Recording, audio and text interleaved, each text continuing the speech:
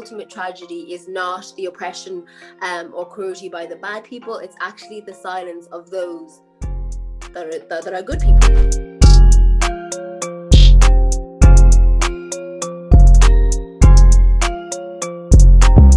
Hi everyone, welcome to another episode of Gorm TV. We are a web show and creative network that dissects the social issues that affect Ireland's multicultural generation. Here I have with me my wonderful panelists. My name is Mamobo, Ogoro, and we're going to be talking about a phenomena. I'd like to talk about this phenomena that I think is kind of prevalent in Ireland. And I don't know, I think a lot of people aren't really talking about it. And I'm talking about it to the extent that it should happen. It should be talked about, and seeing sort of like the outcomes of that. This phenomena, I like to call it Irish hush culture. Some people call it like it'll be grand culture, or the kind of idea that we kind of put things under the rug. We kind of like, rather than getting straight to the point and dealing with issues, talking about it, it's kind of like you're kind of taking a detour from the point or trying to get outside the point. So that's the topic I kind of want to discuss today, and what kind of like outcomes it has on like wider social issues. So if anyone has anything to kind of start off, or their definition of this phenomena, definitely pop in there.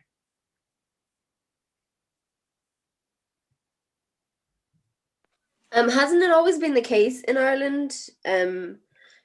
Twitched curtains, and isn't this why we have the whole scandal with the mother and baby? Because people just could not have normal conversations that we now know are completely normal to have.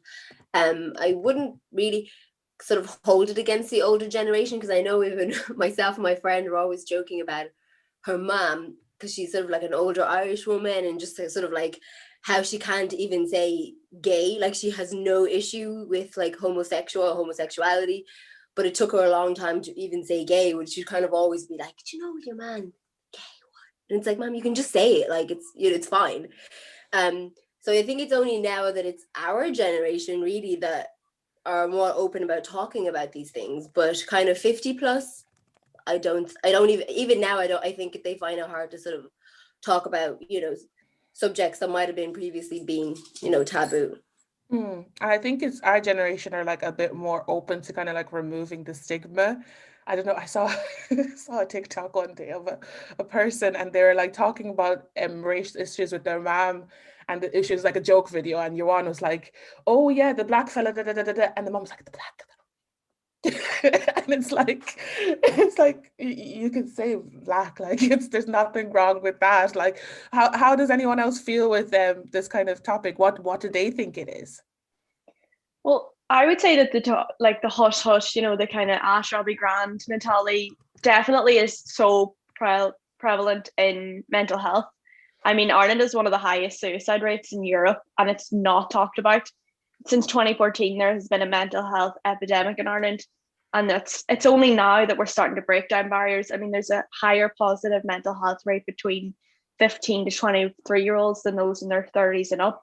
And it's our generation that's kind of breaking these barriers that has been, put up by our previous generation. Because, I mean, if you're my dad's age, when he was younger, there was no such thing as anxiety. There was no such thing as depression.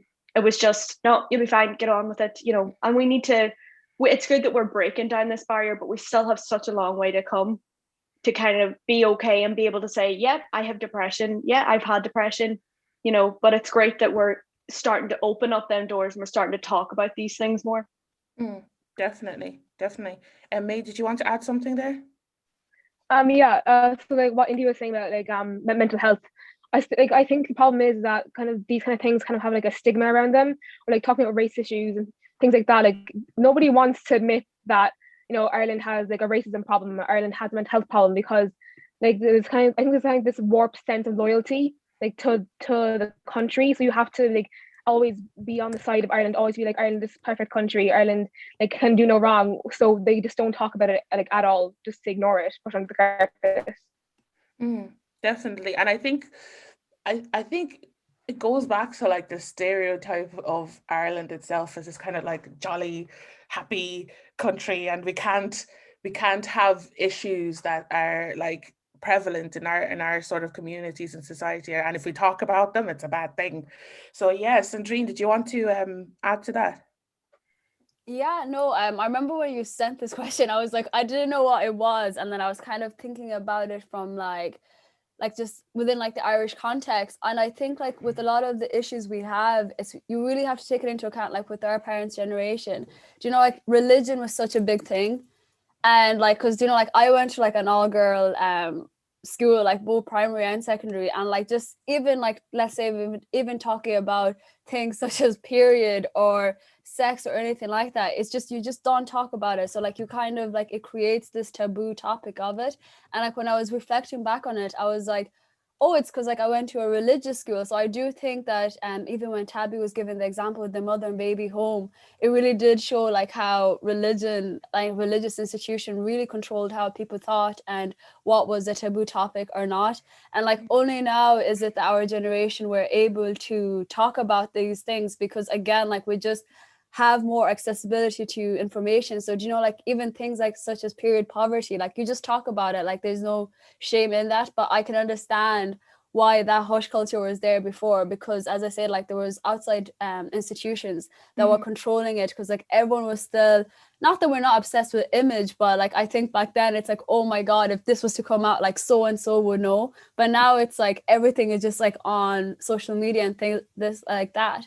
So we kind of progress there, but then again we just have to really remember, like we're not governed with those institutions that were there like strongly dominated in the past. Like they're still there, of course, but our generation, like we're able to be like, yeah, I don't agree with that, do you know? And do you think this is another conversation that I'd love to have, but like, do you think that the fact that this kind of generation are like less religious would be a part of the fact that we're more open to talking about quote unquote taboo topics? What do you think there, Sandrine? Yeah, no, I think so too, because like as I said, like I went to like an all-girls school, religious school, and I had gay friends and in the school, and like even there, like they weren't allowed to be that. So like I questioned that straight away, and like that's why I kind of didn't really believe in religion, and I haven't been ever religious since, because of my experience in school and kind of seeing it being like, why does it matter? Do you know, like if so, and like this was before, like, do you know, when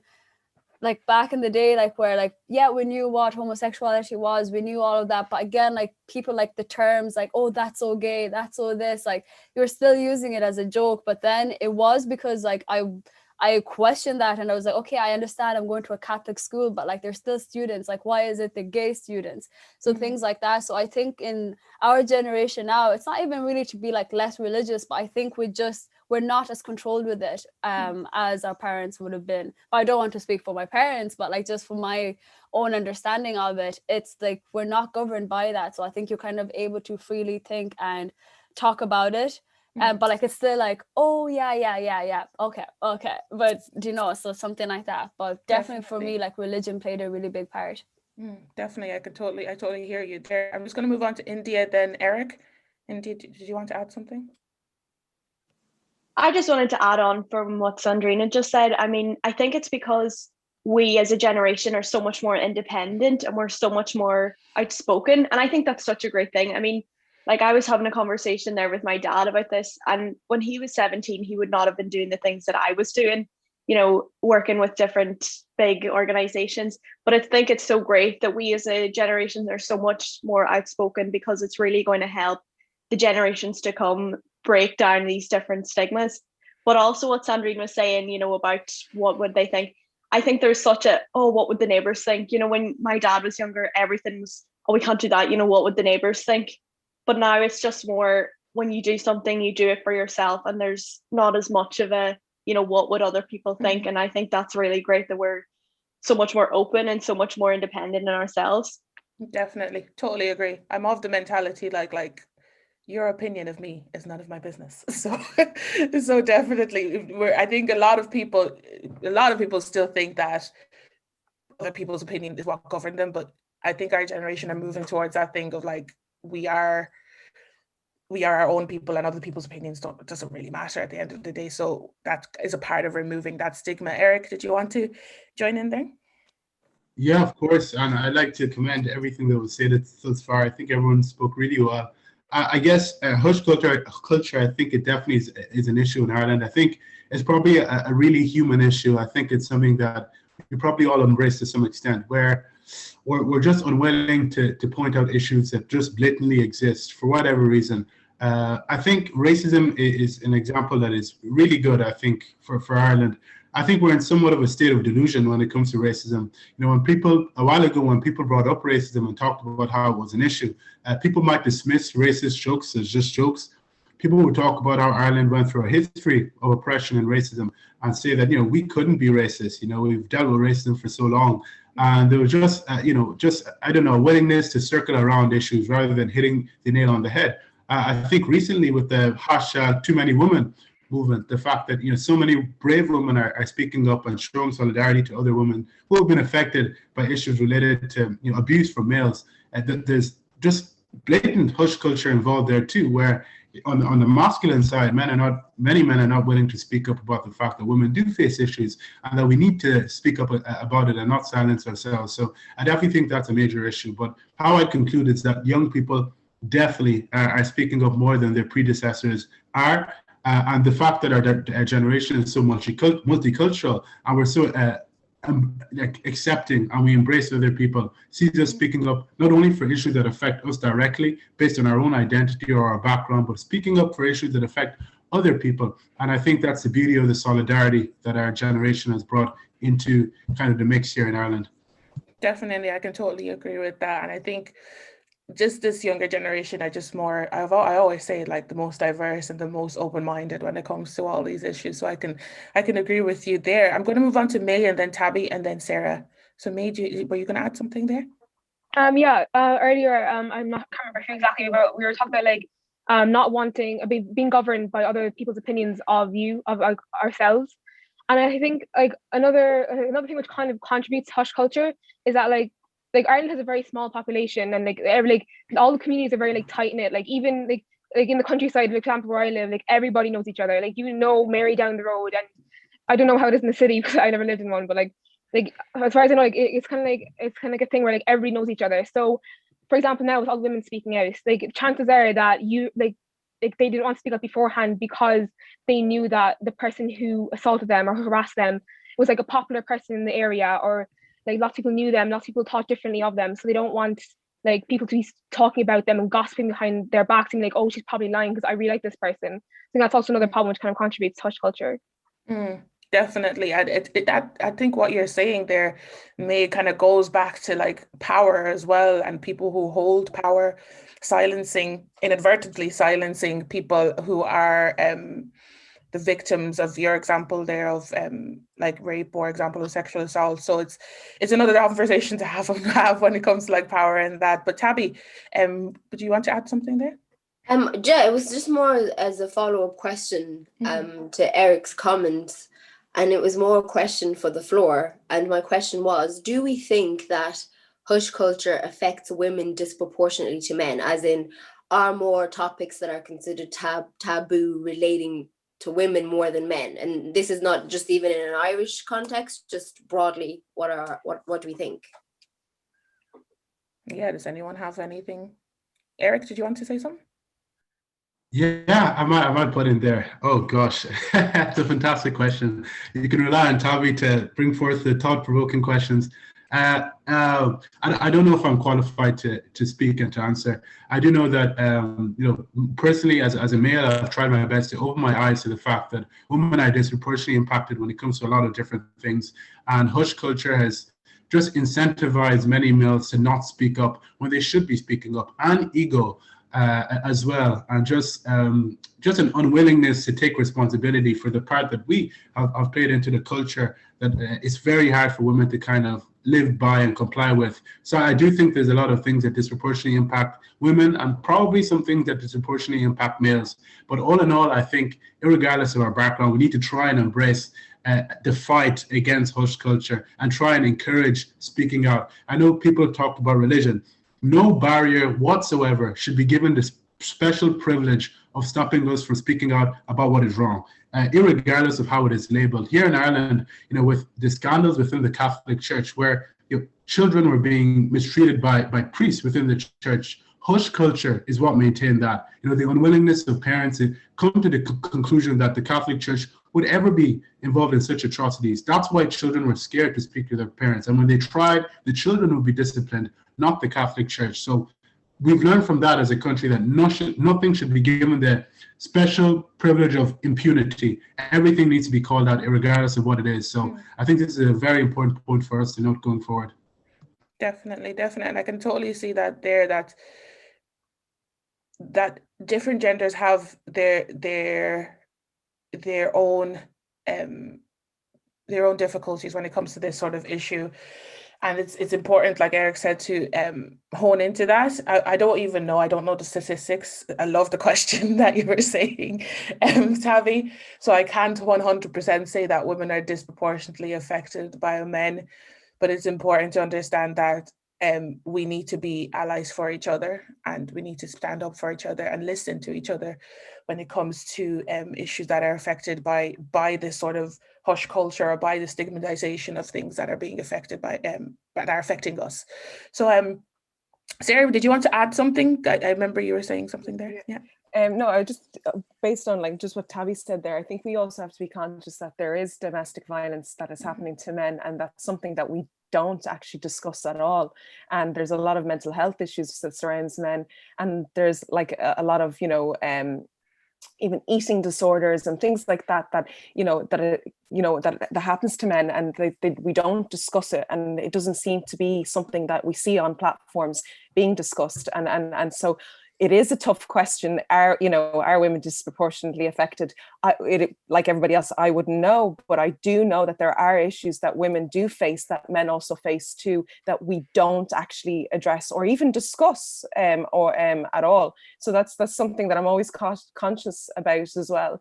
But going back to what everybody was saying regards hush culture, totally agree with you guys. But something that was coming to my mind was, has our generation really moved on from the older generation, from this kind of conservative mentality? I don't know, because we still are a nation that is very, very passive.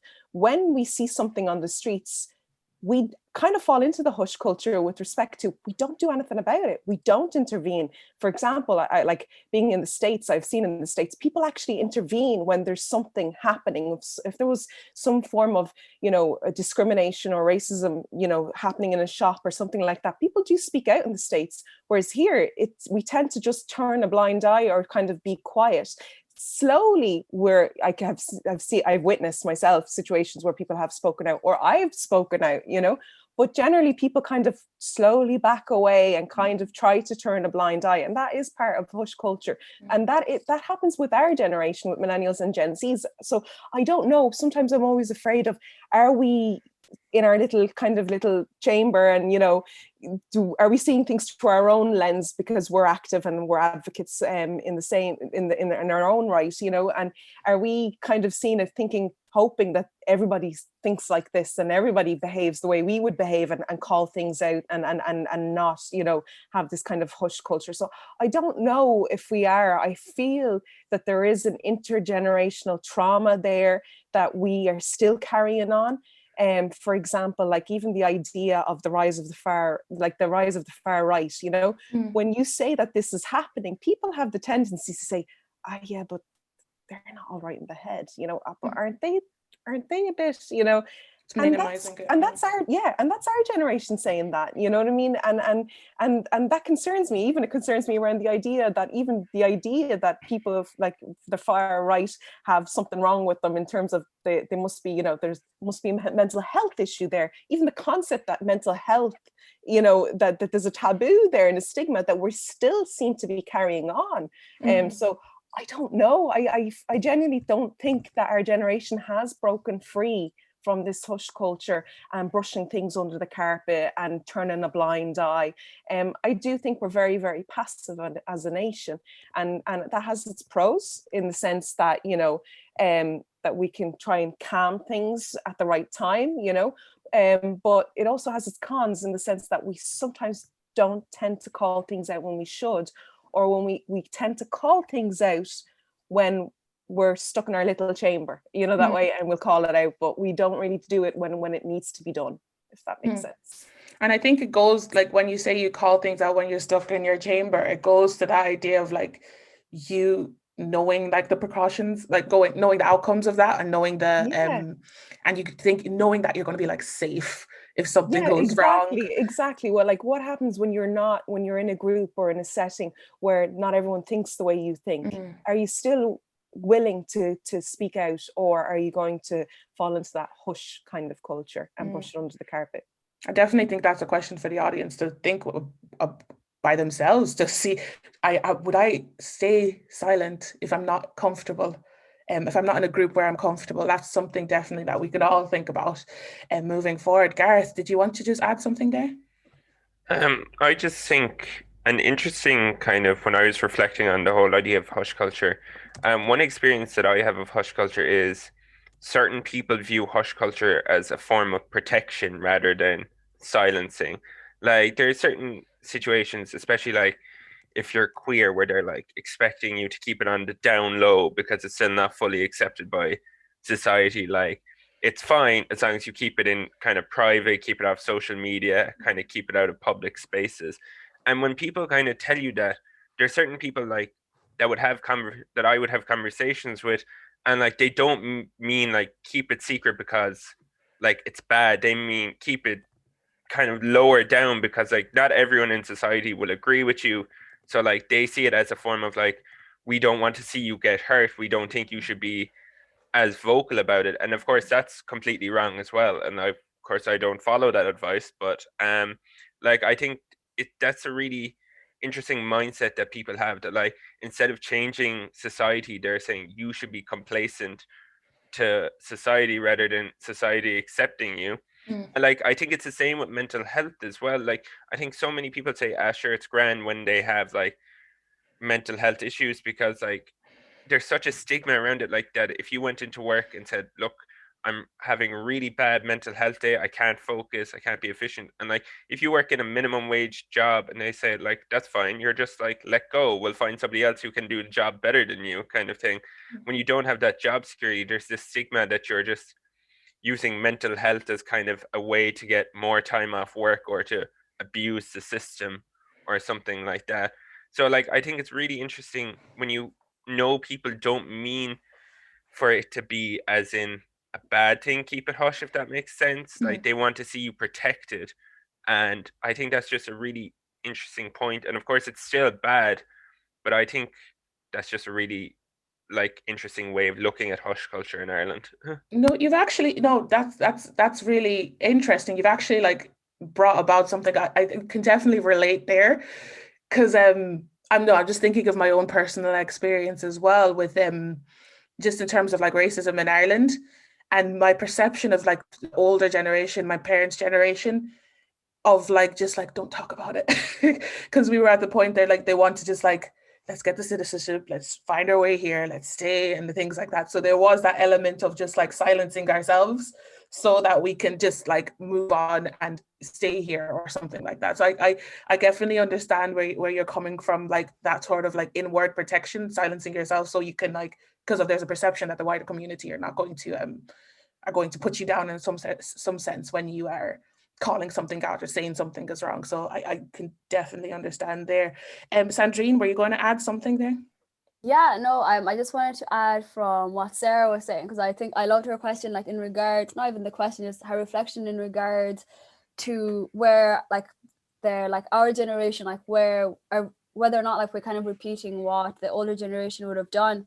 And I totally agree. And I think like the main thing there is, because call it out now, it's kind of being like bracketed in with cancel culture. So, you know, you see something and you're like, oh God, if I interfere, I'm going to be like, have to explain that I'm woke or this and that. So then like, it's like, let's say with this like whole, when it comes to racism and this whole white savior complex, you know, so like someone is going to be like, I don't want to step in because then so-and-so is going to label me as that, as opposed to being like, okay, I know it's wrong and I can see them getting attacked on Twitter, I can see them doing this, but like even when they go to be like, you know, like stop attacking Sandrine, stop attacking Mamobo, it'd be like, here we go again, another white woman coming to save. So it's literally like, okay, then I'll just stay quiet. But then you still get outed for staying quiet. So like, I don't know, I think like when it does come to our generation, we're still so scared of what everyone thinks about us. So like, even if it's like, and I think literally just on social media, but you know, like the whole,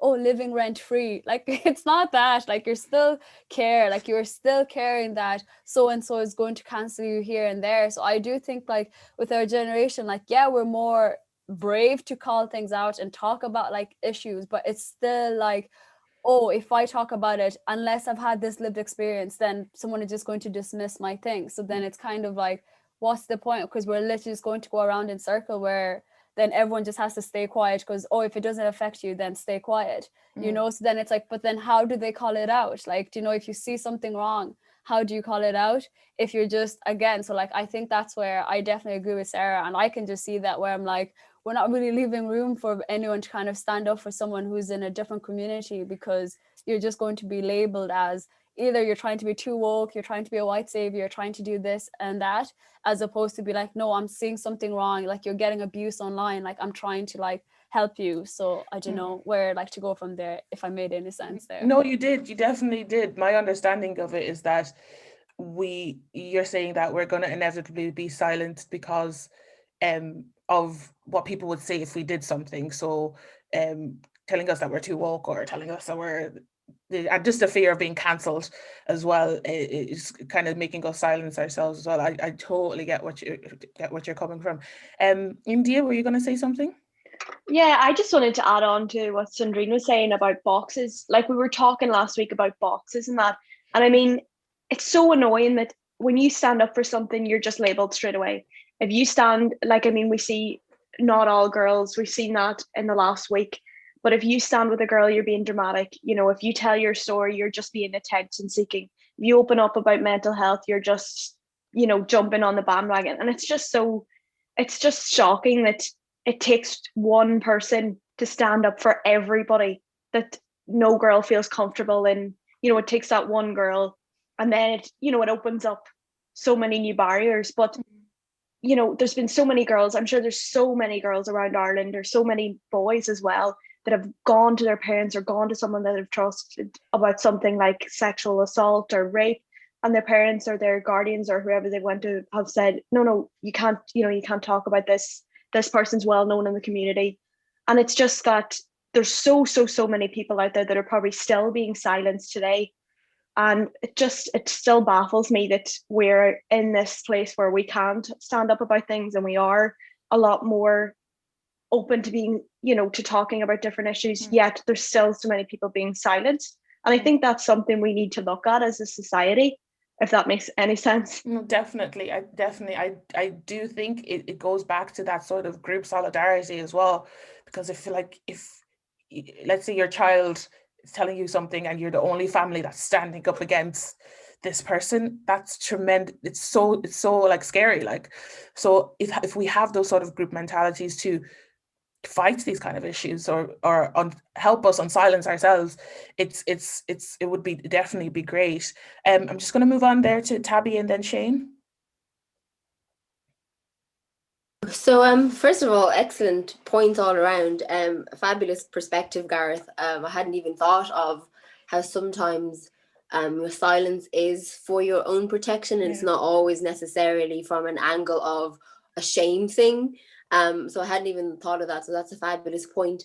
To go back to what Sarah said, I do think we are different than the other generation, and we do have tangible examples of how we're different, in the sense that I have a daughter who's turning 9 on Tuesday, and as her school curriculum has changed in a way where it's something that I wouldn't have been taught in school. So in school now, they're taught, you know, autonomy over their own body. They're taught how to actually label their own, you know, bodies and call them what they are. And this has come around as a result of, sadly, you know, what we've seen, you know, where, you know, kids will go to court, and it's such a horrible thought, where kids will go to court, and if they don't refer to their part in the, you know, correct scientific way, sometimes cases have fallen apart. So that's why they changed. So, you know, we can see little sort of tangible improvements like that. And I remember reading the story about how this Asian American family were being attacked in the States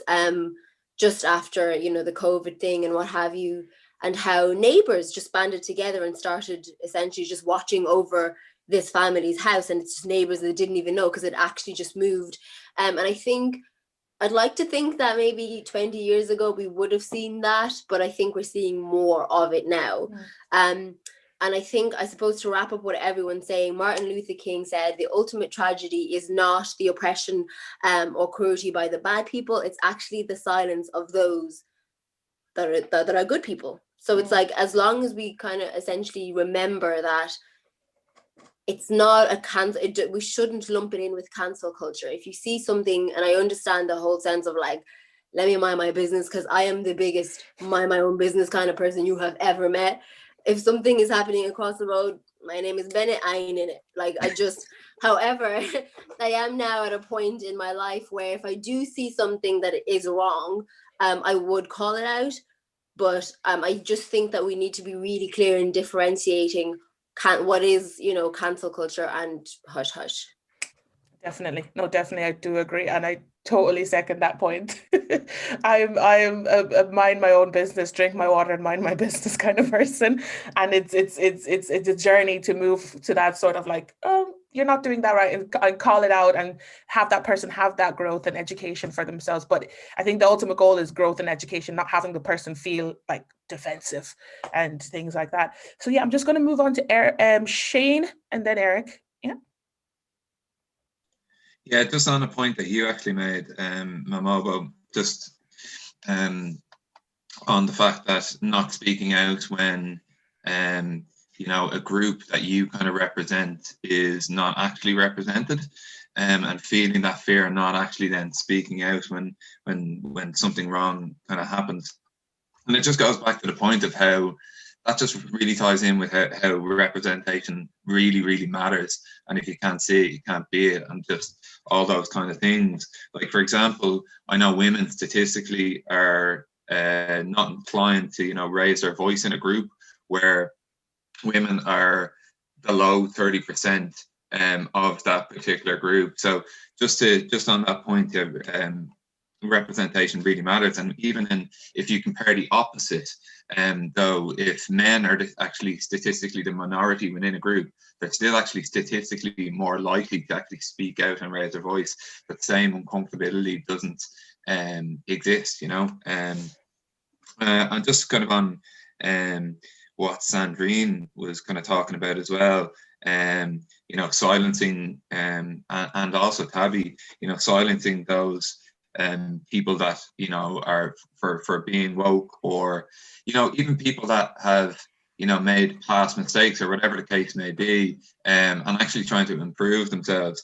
Like I remember I was in and this is probably a little bit different though. I remember I was with a group of 3 guys, and this unfortunately kind of ties into toxic masculinity. But I was with a group of 3 guys that I previously worked with, and we were just having a bit of a laugh, and then there was some subtle, you know, racist jokes kind of made, and it was, you know, it was, you know, within the last few months, and one of the guys, you know, like obviously made me very uncomfortable, and I was about to speak out about it, and then, but there's this, it's like aggressive defensiveness, or proactive defensiveness. One of the guys said, "Oh, don't say that, Shane won't like it," and before I even had a chance to actually, you know, voice my opinion and say, "Look, lads, like that's not funny," like. You know, so there's in some circles, there's actually like this aggressive defensiveness that needs to kind of stop, and even just like during the week, just sharing different things on social media regarding regarding Sarah Everett and stuff like that, and sharing stuff on my social media. And any woman that replied to my messages was, you know, quite supportive, and any men, and then there was another 3 guys that I previously worked with who messaged me at the exact same time, so they were obviously kind of in cahoots with each other, and sent me pretty much the exact same message. and yeah, it's just there is this absolutely underlying toxicity within Ireland that we really need to address. And look, I'm not going to stand here and say I'm a perfect man. I've definitely the more I kind of understand different biases within Irish culture and just the general societal culture, I realize how more and more how privileged I am, and how more kind of maybe sinister or whatever word you want to use some of my behaviors have been in the past. And yes, definitely made my own mistakes regarding sexist behavior, racist behavior that I also need to address and be accountable myself. And we all need to do better. And we all need to stop telling each other to shut up and actually just listen to each other. Definitely. Thanks a million for that, Shane. And I think it's really important, like going back to the topic, that we don't try to silence people that want to call out things, want to educate themselves, want to move forward, and want to actually create that unity amongst ourselves. And it's really important I think words are really important in general. When we're talking to these kind of people, we want to have, and it goes back to like, okay, should we be the people to educate? But it goes back to empathy and things like that, and using language that kind of doesn't build up their defenses is really a huge way in moving forward in creating that unity between groups. But I'm just going to move on to Eric, May, and then finally Sarah. Yeah, I just like to agree with everything that has been said up until now. There were some fantastic points raised. I'm probably going to base my comments on what Sandrine said, which is just kind of a fantastic example of where we're at culturally, where we're doing really well, as Sarah. Well, we're doing okay. We're doing well as a generation in terms of our advancement and where we are relative to previous generations. But as Sarah said, there's still a long way to go. But in this era we're in right now, we should try our best to incentivize people to speak out about what's right and speak against what's wrong. And this ties into what we said about culture, cancel culture, when we spoke about it, when we assume the role of maybe moral judges or just general judges about ethics and what is right and wrong. And we're tough on people who try to not stay quiet and try to speak up, and penalize them for speaking up, but also penalize them for being complicit. It's almost like you're damned if you do and you're damned if you don't. And there's no interest in doing anything when it comes to tackling the issues that exist. So I think it's very important for us to understand the culture that we create, and we should try and foster an environment where there's an incentive to speak out about what is bad, what is just objectively wrong, so you can build a better future. Because I think motivation underlies your attempts also. If you're just indifferent about where the country goes, you won't want to speak up. But if there's an environment that encourages you to speak up because you feel you have a stake in a better future Ireland, that's what's going to motivate you to do it. And lastly, I'll say that it's very important for us to understand where we're at morally. 50, 60 years ago in Ireland, if there was a racist incident on the street, I highly doubt anyone would be motivated to speak against it, because morally the country was in a different place. And that applies to misogyny as well. Whereas now there's more of an interest in speaking out against these things. So the reason why we take action when it comes to this issue may not be because we're just a superior generation. It might be because the moral compass of our nation has evolved, and we so happen to come from a generation that has just embraced it and taken it to another level. So speaking against misogyny and racism 60 years ago would have been unpopular, and that was the right thing to do. Today, there might be things that we uphold which might be wrong, and that future generations look back at us and say, what they did here at this time was wrong. So the unpopular opinions that we find it hard to take in, we shouldn't hush people that utter them, but instead we should try and listen. And the main theme of the culture that I speak about us embracing should be one of dialogue and listening, so that we can hear our views, think about them critically, and see whether they're good or bad and sustainable for our society.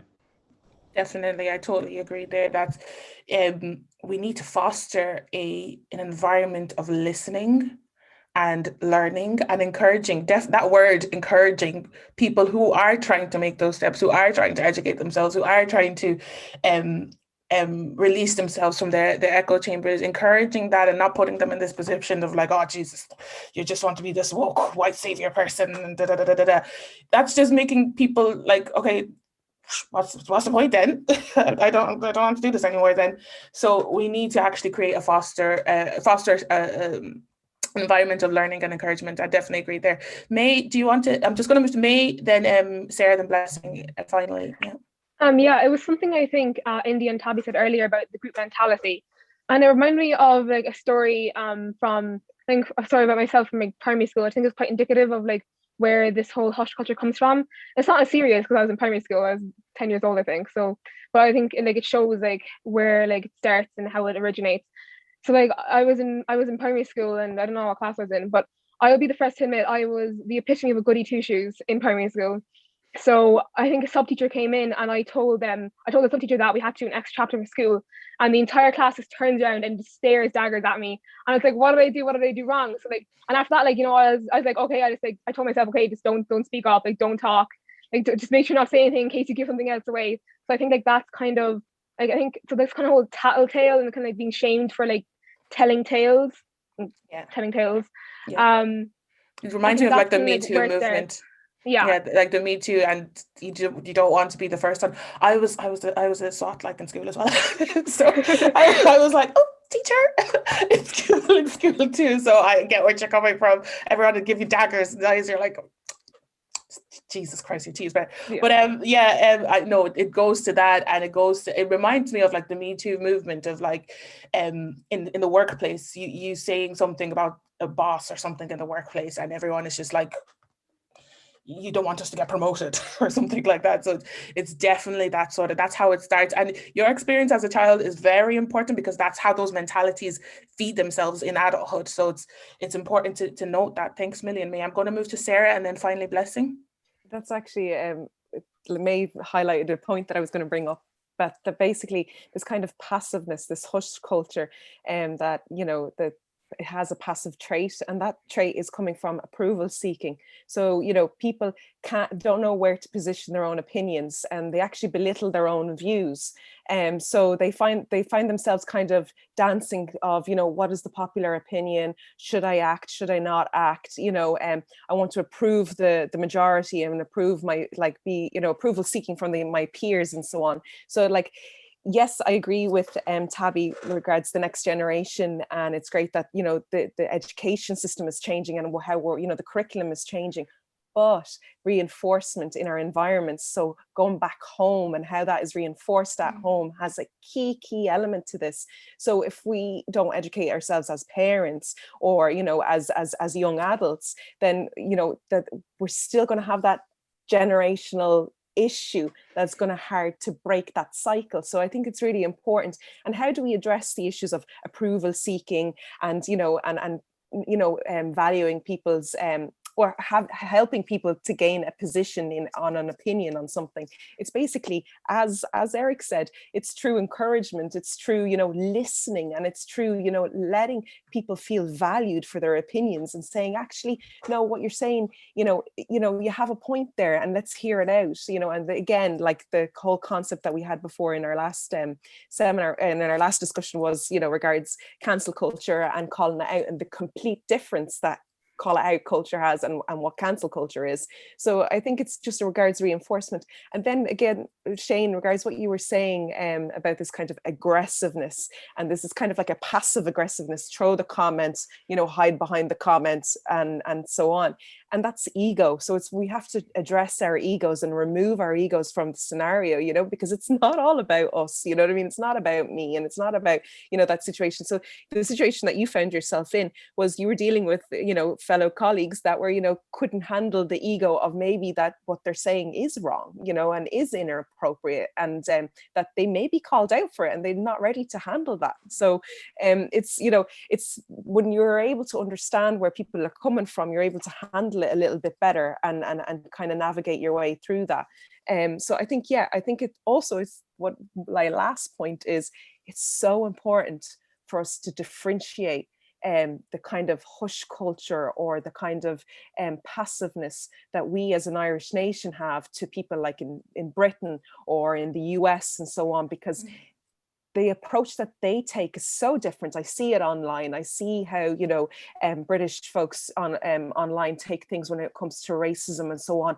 And for me, I find it very harsh and enforcing and put, like, kind of pressing down of other people who are trying to break free from their own racism and their own prejudices and discriminatory views, you know. And we're trying to say, like, our kind of approach, I think, I don't want to speak for all of us here, but our kind of approach is more empathetic and saying, oh, hold on a moment, what you say there is wrong, but look, here, you can read this and you can read that and you can educate yourself, you know, that way. So it's not that kind of militant kind of approach that our kind of other counterparts across the world would take. And that's because our culture is different. Definitely.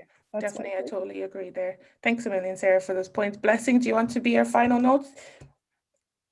Yeah, I didn't understand how this thing was working because I was trying to click the reactions of like the little hand going up, and I was like, oh my gosh, can you see me? Like, that's okay. But, no, I was just thinking about what everyone was saying, and like for me, I think challenging like stereotypes and stigma is the way to kind of go forward with dismantling what's called hush culture, just in terms of like, I think it depends in like your identity or your community or, you know, whatever group you're in. Like for me, I was listening to a few of you guys talking about mental health and, you know, religion. And like for me, my identity is like, you know, being a Christian and then like being Black, and then also like speaking vocally about, you know, mental health awareness. And, you know, I think with hush culture is just kind of like, you know, challenging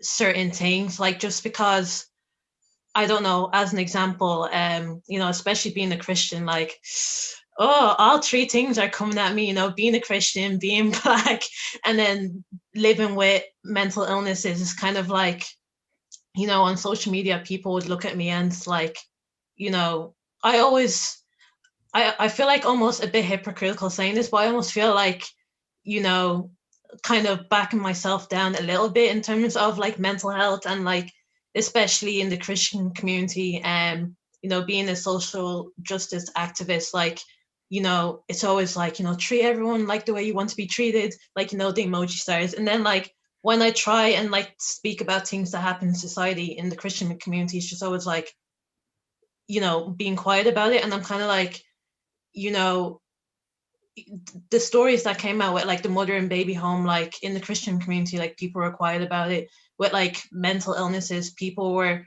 quiet about it. Like I still get like a little bit of backlash here and there. And I think it's just always challenging traditions or cultures. Just because it's there doesn't mean it's, you know, always right. And like, you know, especially with the whole thing that happened with George last month, you know, in the mental health advocation community, everyone's always like, you know, it's okay not to be okay, like do this, do that. And I'm like, okay, helplines isn't going to get rid of racism, you know. And on social media, I went on a rant for like a month, and I'm still going. Like people can call me bitter, but I'm still going. But, you know, in terms of like mental health, I brought it up to, you know, the people that I work with, and everyone was just quiet about it. And I'm kind of like, how can you, like, mental health isn't just like depression or anxiety, like other things affect people's mental health, like homelessness and direct provision and racism. So like, you can't be leaving me by myself as a Black mental health advocate and be preaching all these messages, but yet like, you know, you're hush about certain things, you know.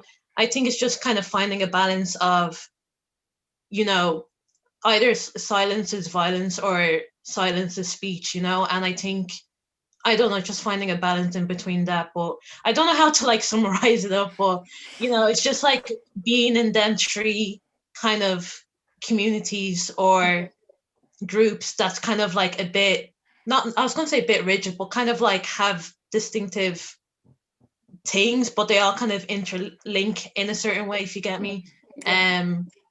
It's just always constantly having this battle of like where to kind of intervene and when to kind of like step back for your own peace, you know. Exactly. No, exactly. I think it's it's important as well that we understand the what I was hearing from you is the intersectionalities between your identity and trying to match that when it comes to people being silent or calling people out. And a lot of people, they would like to say that they're all vocal about issues and things like that, but when there's like an intersection, when you're saying in terms of mental health and race, it's like, oh, I don't want to talk about that.